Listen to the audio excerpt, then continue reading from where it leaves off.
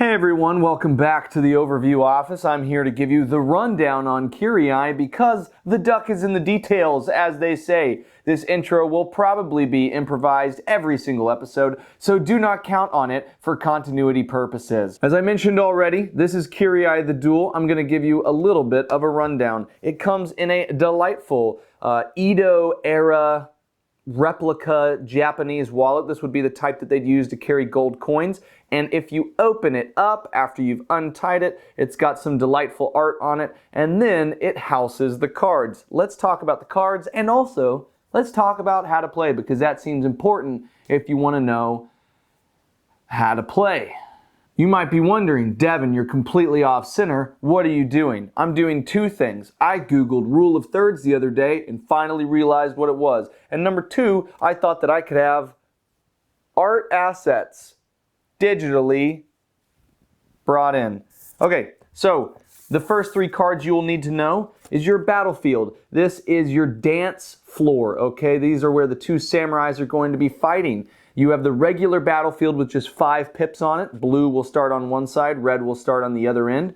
And then you have the advanced battlefield that you can go on that's a little bit more of a stamina endurance race, okay? It's got more pips, more movement possibilities. After that, you've got your 2 character cards. One's blue, one's red. They've got damage sides, they've got healthy sides, because if once you take a second hit, you're out. So there needs to be no other sides. No 3 sides here. We're not entering the 3rd dimension. We are in 2-dimensional fighting space right here with these cards. Healthy, not healthy, dead. And you don't want to be the one that reaches the dead state before your opponent.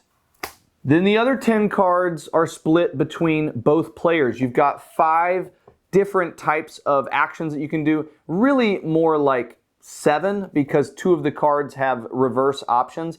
I will show you what I mean by that. You've got your core action cards here. These have 3 different ways of attacking, and I'll get to that in a little bit more detail in a moment, but 3 basic action cards. And then here are your 2 split cards that I was talking about. 3 of the 4 options give you movement, 1 forward, 2 forward, and 1 back, and the other one allows you to change stances. Again, art assets. Art assets. And then the other player just has a mirror copy of all 5 of those cards that I just showed you. Let's get into the details of what each one does. This one is movement forward and movement backward. When it's oriented this way, you move up.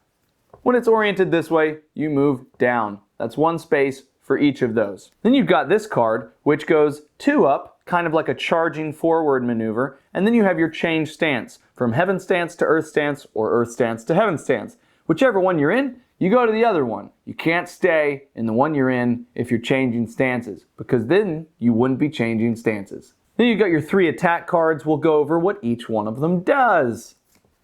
This one is in your heaven stance or your high guard, and you will attack 2 spaces in front of you. Think of it like swiping down from an upward position at a distance. Then you've got this card, which you start in earth stance, your low guard, and then from there you strike 1 space ahead of you. Think of it kind of like sweeping up, just right in front of you. And then you have this card, which is for high stance and low stance, or heaven and earth, and you attack the space in front of you. Think of it getting up close and personal. Again, whether you are the red player or you are the blue player, you have the same cards, and then that begs the question, where does the variability, the asymmetry, where does it come from? I knew that you were asking that, which is why the next section that I've perfectly plotted, while I've messed up these cards right here, are about the special action cards. These attack cards are quite delicious. You only get 1 of them, and you don't know which one you get until you have drafted it into your hand, and you don't know what the opponent has because there's 1 that's unknown. So you have a good idea of what they have, but not a guarantee of what they have until, of course, they use it. Then you do very clearly know what they have. This card, you start in earth stance, and you strike 2 and 3 spaces away from you. It's mean.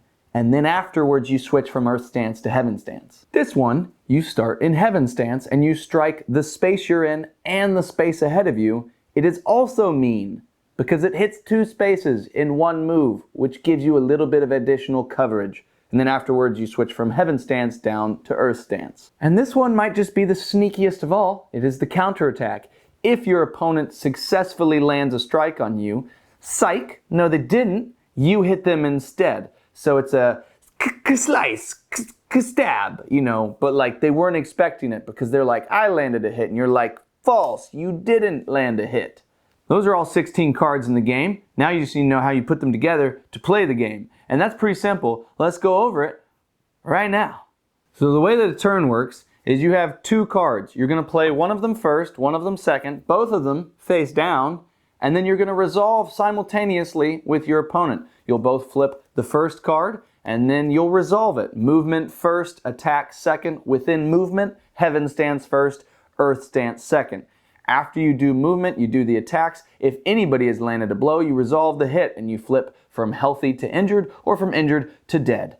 Don't be dead. Then after you resolve the first card, you resolve the second card in the same fashion. Once you've resolved both cards, the first card that you played comes back in your hand. The second card that you played goes off for 1 round. You don't have the ability to play it. It is locked away. It's reserved. You'll get it back the turn after that, at which time you will lock away another card. Play proceeds like that. Play 1 card, play a second card, resolve them in order, in movement and attack order as well, until one player is not a player anymore, but a crumpled mess on the floor because they've been defeated. And I'm not talking about the avatar of their samurai. They have mentally been defeated.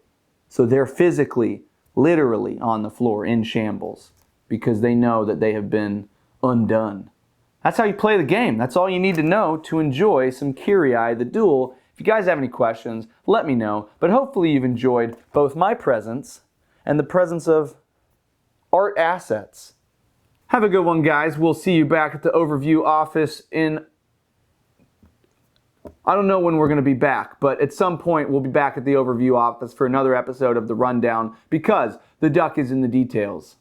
Again, all of those things could be forfeit, and I will maybe never say them again, but for right now, it feels appropriate.